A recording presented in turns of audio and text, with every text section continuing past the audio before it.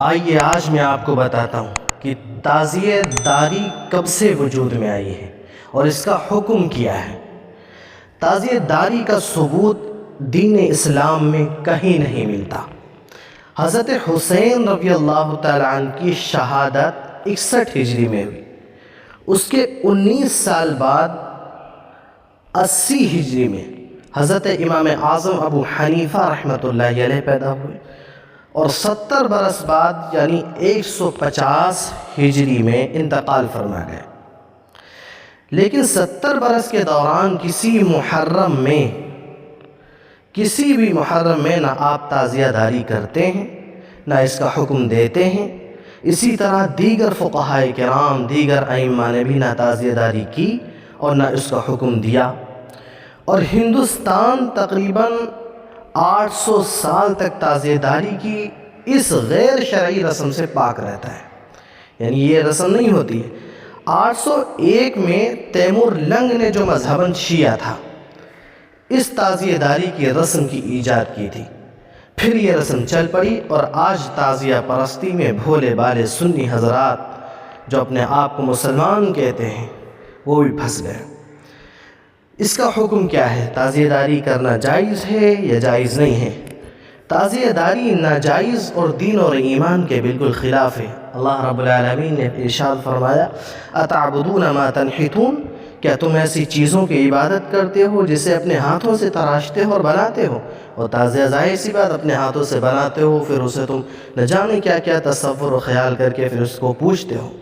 ظاہر ہے کہ تعزیہ انسان اپنے ہاتھ سے بانس کو تراشتا ہے، بناتا ہے، پھر منت مانی جاتی ہے، مرادیں مانگی جاتی ہیں، اولاد اور کاروبار وغیرہ کی صحت اور ترقی کے لیے اس کے سامنے دعا کی جاتی ہے، سجدے تک کیے جاتے ہیں، چاروں طرف جس طریقے سے کعبے کا طواف ہوتا ہے اس طریقے سے چکر لگائے جاتے ہیں، چڑھاوا چڑھایا جاتا ہے، اور اس کی زیارت کو حضرت امام حسین کی زیارت سمجھا جاتا ہے۔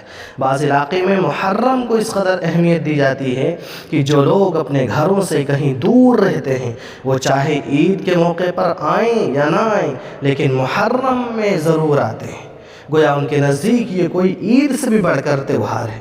یہ سب باتیں روح ایمان اور تعلیم اسلام کے لحاظ سے غلط ہیں اور جائز نہیں ہیں۔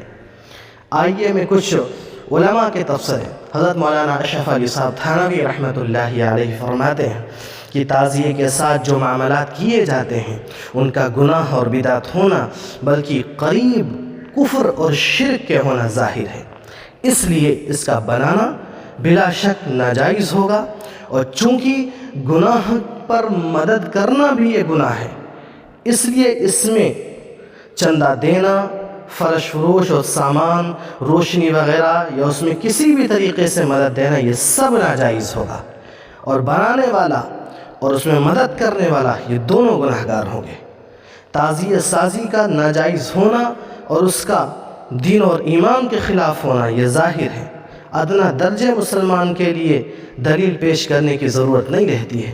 قرآن مجید میں کھلا اعلان ہے، اتعبدون ما تنحتون، کیا تم ایسی چیزوں کی پرستش کرتے ہو جس کو خود ہی تم نے بنایا اور تراشا ہے۔ ظاہر ہے کہ تعزیہ انسان اپنے ہاتھ سے تراش کر کے بناتا ہے، پھر منت مانی جاتی ہیں، اور اسی کو دیکھنے کو امام حسین کی زیارت سمجھا جاتا ہے، جو بالکل جائز نہیں ہے۔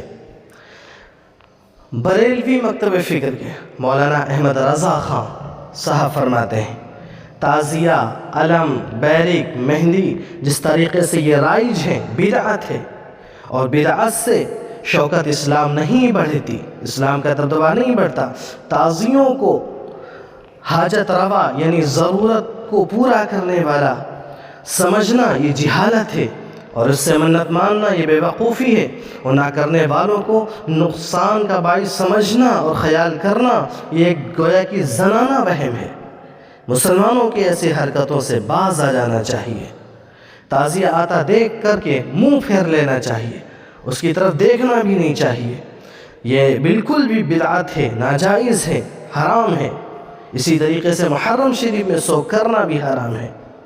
محرم کی 10 تاریخ کو تعزیے کے جلوس کا نظارہ کرنے کے لیے مسلمانوں کی بھیڑ جمع ہو جاتی ہے۔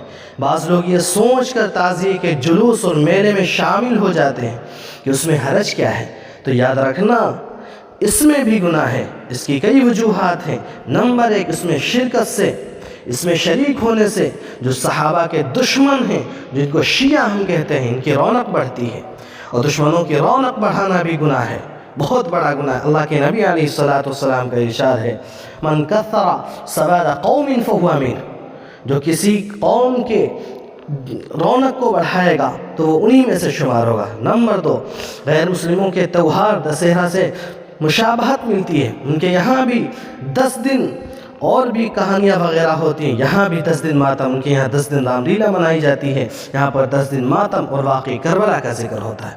وہ رام رام پکارتے ہیں، یہ حسین حسین پکارتے ہیں۔ اس مشابہت کی وجہ سے اس میں شرکت کرنا گناہ سے خالی نہیں ہے۔ اللہ کے نبی علیہ الصلوۃ نے ارشاد فرمایا، من تشبہ بقوم فہو من، جس نے کسی قوم کی مشابہت اختیار کی وہ انہی میں سے شمار ہوگا۔ جس طرح عبادت یا عبادت کے کاموں کا کرنا یا دیکھنا باعث ثواب ہے، اسی طرح گناہ کے کاموں کو دیکھنا یا کرنا بھی گناہ ہے۔